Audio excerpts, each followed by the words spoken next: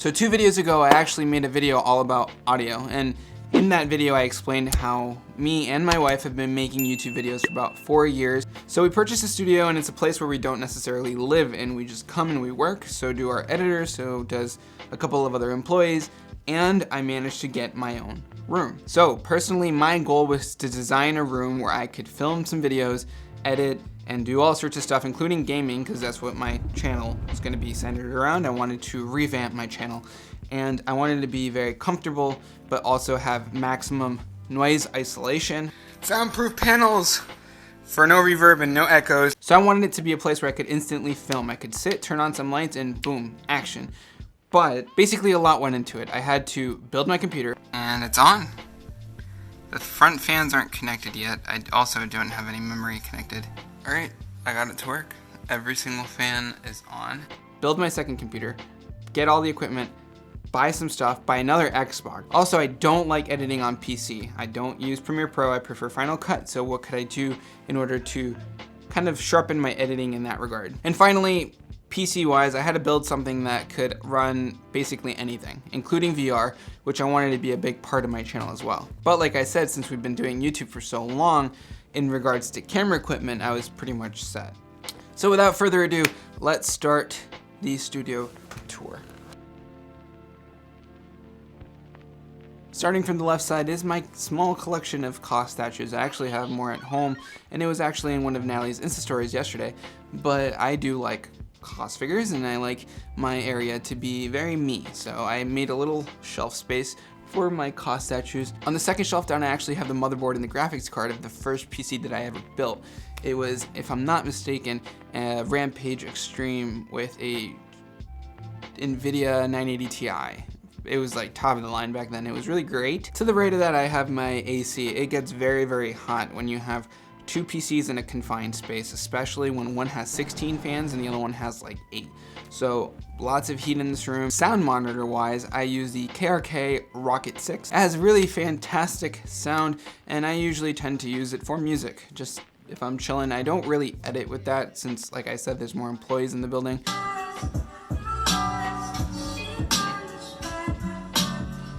So chilling on top of that speaker is my Sennheiser Hd 660S, which is my favorite pair of open back headphones. They're actually the headphones that I utilize for gaming and for editing and basically for anything in studio. The sound is incredible. I would definitely recommend it. This is right at that price point that I felt was stupid yet useful, if that makes sense. Would I recommend these headphones? Yes. To the right of that is my LG 4K monitor. That's the one that I use for gaming with my Xbox. I actually purchased another Xbox to have inside my studio room. So I have a crap ton of monitors in this room, and that's because the 2 that are right behind me, those are Quad HD. They're 2K, kinda 2K each. But I did want to post my Xbox video game footage in 4K, so I would need a 4K monitor for that exclusively. So I got that so that I can record my gameplay and show you guys in 4K quality. That monitor is connected to the Xbox, which is connected to the Elgato right over here on my big PC. It's a capture card which allows you to record game footage, and it goes straight into your computer, and then that way you can edit it, export it, do whatever you want with it. Good times. For gaming, I tend to use a pair of Audio Technica M50s, and then I connect the mod mic to it. That way I can game with crisp audio, and anyone that's hearing me on the other side can also hear my beautiful voice. So when I'm playing Xbox, I actually play with the Elite controller. I know a lot of people recommend SCUF controllers. SCUF has been around for a hell of a long time, but I think the Elite controller is really nice. I like the quality, I like the build, I like the way it feels, and I knife a lot of people, and having that melee in the back really helps. So all along the bottom of my table, I actually have a Philips Hue strip light. It actually illuminates the entire bottom side, and it makes it look really nice. Kind of adds like a little ambiance, and it lets me see what's down there. If I drop something, I can just pick it up or whatever.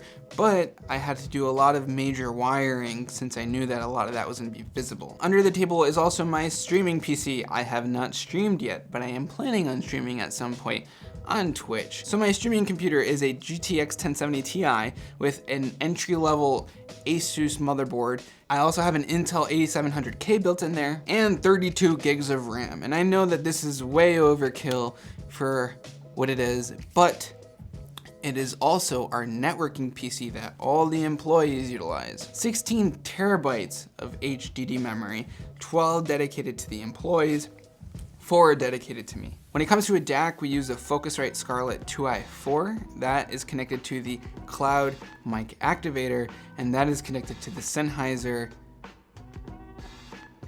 damn it, so many microphones. Sennheiser SM7B, that's the microphone. I use different ones all the time. All of that collects my voice and puts it into Adobe Audition, where I can edit it and put it on top of the video. Keyboard-wise, I use the Corsair K95. I gotta have that numeric keypad on the side. I just really enjoy it when it comes to using it for passwords and for gaming and for macros and for all sorts of things. It just comes in handy. It's all about functionality. The keyboard is on top of a giant Corsair extended mat. It's very comfortable for my arms, and I used to use just the mat, but then I ended up getting the Corsair mouse pad that kind of glows, and it's neat because it has a built-in USB port, and I use that for charging my mouse. So for the mouse, I do use the Logitech G Pro wireless. It is one of the best mice when it comes to first-person shooters. I definitely recommend it. It is extremely light. So when it comes to monitors, I use dual monitors. I game on one, and then I have whatever I have to have on the other screen. So they're the Asus ROG PG 27 9Q. It's an IPS panel that's 165 Hertz and it is 1440p. There's no need for 4K when it comes to gaming in general. Like for PC gaming, in my opinion, it's all about texture, frame rate, shadow quality, and all that good stuff. It's not so much about the resolution. It's not worth it when it comes to frame rate. It's not worth it when it comes to file size. It's just not really worth it in general. I think 1440p is the sweet spot of well, not affordability because they are very expensive. Above that, I have my camera, which is a Sony a7R III, which is fantastic. If I can make like a rainbow effect right here, I would definitely make a rainbow effect. We have 3 of these. Natalie uses one, I use one, and then we have one on the side. We use it for our podcast. I ended up getting the small HD monitor. Natalie already had one. We have 2 now, but I needed it for myself, so it's up there. So the Elgato key lights actually connect via Wi-Fi to the PC, and then you can turn them on via the little side notification, whatever thingy on the side. You can change the color, the warmth, whatever. I would recommend them, and they don't produce any heat, which is really great when you're confined in a space like this. So next up is my behemoth of a computer. So graphics card wise, I have an MSI 2080 Ti. Definitely if you're doing gaming, you know that graphics cards are where the investment is supposed to go. I have an Intel 9900K CPU, which is completely overkill. It's really great when it comes to editing, processing, basically exporting anything, Photoshop, all sorts of stuff. It's lovely. Samsung 970 M.2 of 1 terabyte, and then I have 12 terabytes of Western Digital black hard drive space. Built in there, I also have the Elgato 4K capture card and the Blackmagic capture card. One of them is strictly just for camera, the other one is for gaming. I might have to take out the Blackmagic, it's not very useful, and then I'm gonna plug in the wireless HTC Vive kind of like sensor thing that lets you kind of do VR wirelessly. And then in order to basically have that much space for me to keep applying things like graphics cards, capture cards, another capture card, I needed a really great motherboard. So I have the MSI Godlike motherboard. It's an extended motherboard. It's really huge. And since it was such a big motherboard, and since I plan on adding so much memory and so many things and so many fans, I went with the Corsair 1000D, which is the biggest PC I think you could probably buy on the market right now. So above that, I have the HTC Vive Pro. I love VR, and not just that, but it's an OLED screen inside, so it looks crystal clear, the blacks are really nice, and it's just very sharp. To the right of that, I actually have my Universal Audio Apollo Twin DAC/amp. Honestly, in all regards, it's much better than the Focusrite, and that's why I use it for editing. So I edit on my decked out MacBook. I connect it to a widescreen monitor, and that's what I edit on, and it's good because I can just pick up my laptop and go edit on the go. I don't want to edit always in the studio. It's kind of boring, and we do travel a lot, so editing on a laptop on a plane is much easier than taking a full rig wherever you're going. So my MacBook actually has an Intel i9, which is really great when it comes to editing in Final Cut, although I know Final Cut uses GPUs for acceleration. I think it has a Radeon.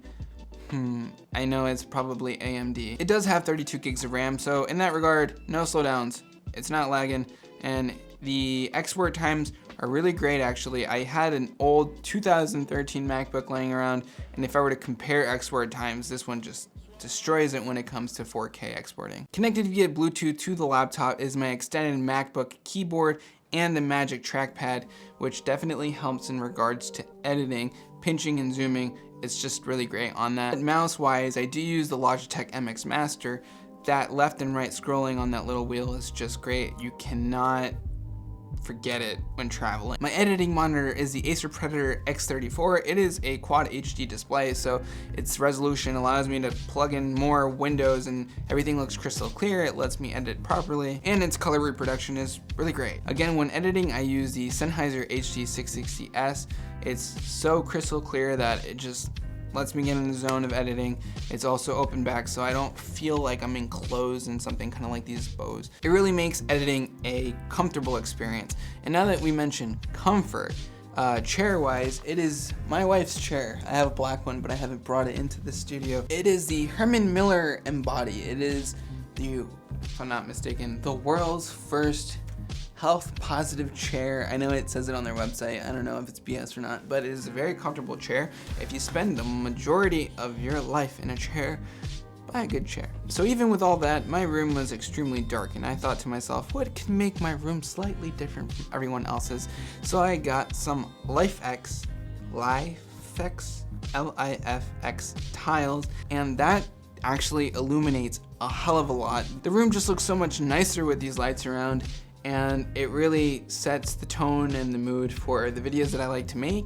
And for me myself, it's really fun being in here. It's pretty cool. But aside from that, it hasn't changed much. I have slowly actually been adding things to it, but it's things that I already had at my actual house that I just kind of bring in, and I feel like it might help me edit more comfortably or whatever. If you want more videos like this or more of an in-depth explanation into any of these things, be sure to leave me a comment down below telling me what you want a video about, and I'll make it, you know. Be sure to subscribe and also hit that like button if you enjoyed this video. Thanks again for watching, and I'll check you on the next one. Goodbye.